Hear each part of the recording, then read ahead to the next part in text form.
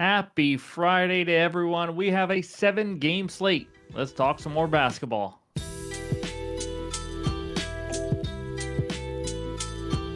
What's going on, everyone? Welcome back in to another episode for Just a Bet Outside. I am your host, Steven, and we're back to talk some more NBA basketball. That's right, it is Friday, so happy Friday to everyone. Hope everyone has a great weekend. Yesterday was not great. 6-1 run had a little minor speed bump. We went 1-3, but luckily the one win was our only 1 unit play, so we didn't have a big losing day. It was just like a half unit or so. But we'll go over that in the recap in just a little bit. For you NFL fans, the playoffs are this weekend. Here's some quick reminders. That Game Bets video with trends is already out. It's been out for a couple days now, so go check that out. Get some winners. And our player props video, we have 4 player props and 2 anytime touchdowns. That video will be out right after this NBA video, so stay tuned for that. Let's go get some winners. Won over 17 units on NFL player props this year. Hopefully we can stay hot in the playoffs. But also another quick reminder, I'm going to be live on the Kyle Kerm Show in the morning on Saturday morning and Sunday morning, talking those games for each day. So come join us. It's a lot of fun, and come join the chat. So I'm ready to get into it. And as you guys know, Outlier, the best player prop research tool on the market today. I use this every single day, and you guys know I've mentioned it many times. If you want to be a profitable bettor, you need a tool like this to help you out. It's just huge. It saves me a ton of time and gives me a ton of research and numbers and stats that I wouldn't have otherwise. So I use it every single day. If you guys want to try it out, the link is below for a 7-day free trial. Let's get into it, and that means it's dad joke time. So here we go. It's Friday, so I'm going to give you 2, again, just like I did in the NFL video. So here we go. How did I know my girlfriend thought I was invading her privacy? Well, she wrote about it in her diary. Second one, my boss said, dress for the job you want, not the job you have. So I went in as Batman. Don't actually do that, though. In this video, we're going to recap yesterday, and then we're going to talk to big man. That's right, defense is giving up the most points, rebounds, and assists to the center position, and also the least points, rebounds, and assists to the center position. Then we're going to give you our best bets and finish it with the recap. If you haven't already, hit that like button. Leave a comment below to help this channel continue to grow. If you're new to the channel, hit that subscribe button, as we are trying to get to 40,000 subscribers now. We appreciate the support every single day. If you want to talk sports with us every day, the Discord link is down below. Click it. It is completely free. So we talk sports and bets every day. A lot of smart people in there. So that's all I got for this intro. It's time to get into it, and that means it's recap time. All right, there it is, the 1-3 day, and we start out first with the good news. The 1-unit play, Walker Kessler of 11.5 rebounds. I mentioned he could get to 15, and he did. I wish I laddered it, but I did not. Alperen Şengün under 10.5 rebounds. Bad read on my end. Amen Thompson did not rebound like I thought, and Şengün just turned into a beast. I think he ended with like 13 rebounds, maybe 14. This one hurt. This is, every time you have a losing bet or a few losing bets, you're going to have one that just absolutely stings. Jaden McDaniels under 14.5 points plus rebounds. He was a rebounding monster, but he had 0 points at halftime. We were still looking good. And then guess what in the fourth quarter? He hit a technical free throw. That's right. He was chosen to shoot the technical free throw, and he made it. When that happened in the fourth quarter, I said, you know what? We're going to lose on the hook because of that stupid technical free throw. And of course we did. He ends on 15. It's just how it goes sometimes. Sometimes you're on the good side, sometimes on the bad side. And Denny Avdia, over 25.5 PRAs. Guys, he had 21 after 3 quarters. If you tell me he's going to do that, I'm like, oh, here we go. Let's go. He's going to win it. He ended with 21. The Blazers were a disaster in the fourth quarter. Shaedon Sharpe and Anthony Simons decided to just take over, and they completely melted down and lost the lead and the game. And Denny did absolutely nothing. He was eating at Denny's all fourth quarter long. So that's what it is. Those 3 were half units. Luckily, 40 and 25 on the under tracker for the player props. 142, 113. We are still up 15.69 units. So let's get over that minor speed bump and hopefully get some winners on Friday. But before we get to those best bets, let's talk some big men. All right, we start with the defenses giving up the most points to the center position, and we got 2 matchups. The Nets facing Nikola Jokic, 30.3 points per game, just an absolute beast. 23.9 Nets given up. Pelicans, 23.2 points given up to the center. Joel Embiid, who knows if he's ever going to play or when he plays, but he's averaging 25.9. Any team or player that is in green means they're just playing today. But those are the 2 matchups for the points. And now let's move over to the rebounds. We got two more matchups. The Thunder facing Cat. Now, we don't know if Cat's going to play, obviously. We will find out. And then the Wizards facing Nikola Vucevic, 10.8 rebounds per game. The Wizards giving up 15.6. And how about those Hornets giving up 20 rebounds per game? These are all within the last 30 days. So that's the rebounds. Now let's finish it off with the assists. The Pelicans facing Joel Embiid again, 4 assists. Pelicans giving up 5.6. And Jokic right at the top, 9 assists per game facing the Nets, giving up 4.7. So those are all the matchups. If you're looking at some overs, now let's look at the toughest center matchups that you can have on the slate today. Clippers 16.6 points per game given up to the center. T-Wolves 17.4, so on and so on. All the teams in green are playing. The Bulls giving up a surprising 12.3 rebounds to centers. That is the fewest in the league in the last 30 days. And then fewest assists, the Magic are up here against everybody, it feels like. And then we got Bulls, Thunder, Bucks, Celtics over there that are also playing. But take a screenshot. Hopefully all this research help gets you some winners. If you're new to the channel, we do a new position every single day, starting with point guards on Monday, ending with centers on Friday, and we throw in a few other research help as well throughout the week. But that's what we got for all the big men. And now it's time for the best bets. All right, this first one takes us out to Boston, where the Celtics are hosting the Sacramento Kings. Celtics minus 10. Total in this one is 230. We're going back to our boy. Give me Kristaps Porzingis over 24.5 points plus rebounds at minus 105 on DraftKings. This is a one-unit play for me here. So as you guys know, we cashed him last time. Let's do it again. Zinger on the season, over 9 of 14 games. But that does not tell the story. He's been working back from an injury. Obviously, as you guys know, the minutes are going up and up and up. In the last two games, 29 and 34 minutes played. So if we just look at the games he's played this year with 28 minutes, to be pretty conservative, I think, he's over this line in 8 of 9 games, averaging about 29 PRs per game. This line is too low.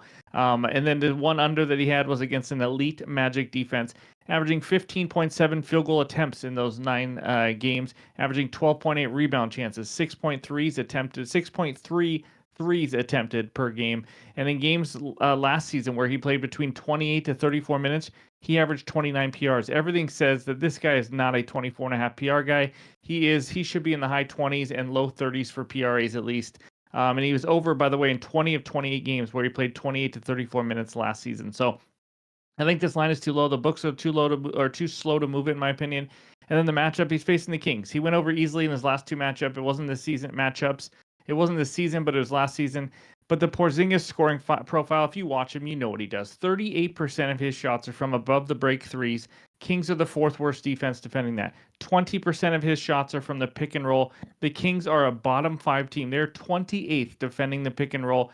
This guy can shoot from anywhere. He is hard to defend, as we know, and he can go off at any time. So I just think this number is too low. As long as Sacramento doesn't get blown out of the water by like the early second quarter, I love our chances here. I just need them to keep it somewhat competitive so Zinger can get his minutes and get his over 24.5 PRs. So that will be my first best bet. Give me Kristaps over 24.5 points plus rebounds. And let's move on to bet number 2. All right, this second one takes us out to Madison Square Garden, where the Knicks host the Oklahoma City Thunder. Thunder minus 3.5. Total in this one is 226. We're going with the spread pick. That's right, half unit play. Give me the Thunder minus 3.5.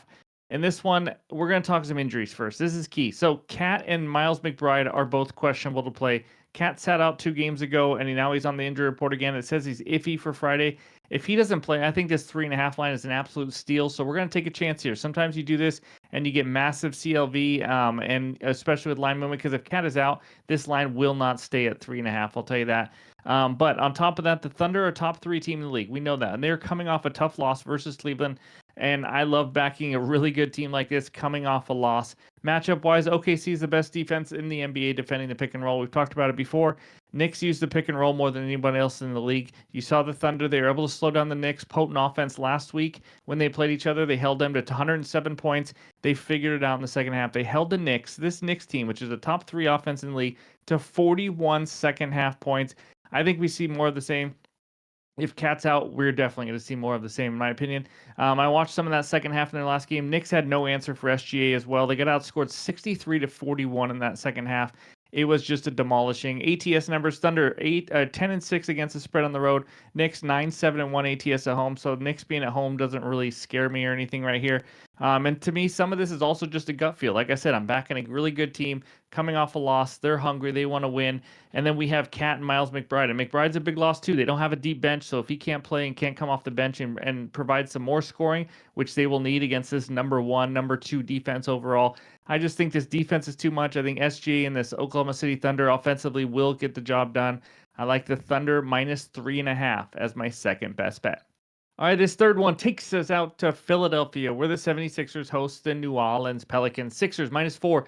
Total in this one is 221. What a game we have here, guys. Injuries everywhere. It's a beauty, but it doesn't mean we can't get a winner. It's my boy. I have not bet on him this year. It's Zion Williamson. Over 10.5 rebounds plus assists at -102 on FanDuel. I'm going to go a half unit here. You'll know why as I talk about it instead of a full unit. But it is a rare sighting to see Zion not on the injury report. It's wild. As you guys know, he's been dealing with injuries yet again. But after 2 months off, he finally played. In that one game he played, he had 10 RAs in 28 minutes. First of all, I love to see the 28 minutes already. Some guys that come back after 2 months off will play like 15 minutes. That's not the case. He also sat last game to rest up. He's ready to roll. He had 10 rebound chances and 11 potential assists that game. So 21 potential RAs. That's a good number to see when you're wanting just 11. That was also against the top 5 defense in the Minnesota Timberwolves as well. Zion this season overall, he's only played 7 total games. He's over in 5 of those 7, averaging almost 13 rebounds and assists per game. So obviously his average is much higher. He's averaging 8.3 potential assists, 13 rebound chances. So he's averaging on the season over the 7 games 21.3 potentials per game. That's right in line with what he did in his first game back. Again, if we get 21, I do like our chances here. Now the matchup, 76ers giving up the most assists to power forwards last 30 days. I don't know how much that really matters in assists to power forwards, but it is good to see. Obviously, they're giving up penetration and some dimes. It was over 5 assists to the power forward position. They're average for rebounds, but there's no Joel Embiid. There is no Andre Drummond. 2 big-time rebounders. Well, Drummond's a big-time rebounder. That means it's going to be Yabusele at center for the Sixers. If you don't know Yabusele, he's a smaller type center who steps out sometimes. He's more of a small ball type center, not a traditional back in the day big center type. I think we're going to have a lot of rebound chances for Zion on this one without those 2 big guys without the Embiid and Drummond in the game. So he looked good in his first game back. I thought he looked like he was actually in shape. I think we get a big game here. And again, I think we're going to see 27 to 29, maybe 30 minutes in this one as well. I can't imagine him going down in minutes all of a sudden. So if we can get his average of 21 or more potential RAs, I like his chances. I like this matchup. I think he comes out ready to play. Give me his over 10.5 rebounds plus assists as my third and final best bet on the video. More added plays will be in the pinned comments on X and on Discord in the morning, afternoon sometime. But that's all I got for you. Thank you for watching. Before we get out of here, let's check out the recap. There it is. We start out with the Zinger over 24.5 points plus rebounds at -105 on DK for 1 unit. And then the Thunder -3.5 for a half unit, -106. And then the big man, Zion Williamson, over 10.5 rebounds plus assists, -102 for a half unit. If you haven't already hit that like button, I would greatly appreciate it. But thank you guys for the support day in and day out. For everybody that I see in the comments, commenting every single day, even though I can't get back to everyone all the time, I do read them. So I really appreciate it. But hope everyone has a great weekend enjoying some NBA and some NFL playoff action. And we'll talk to you soon.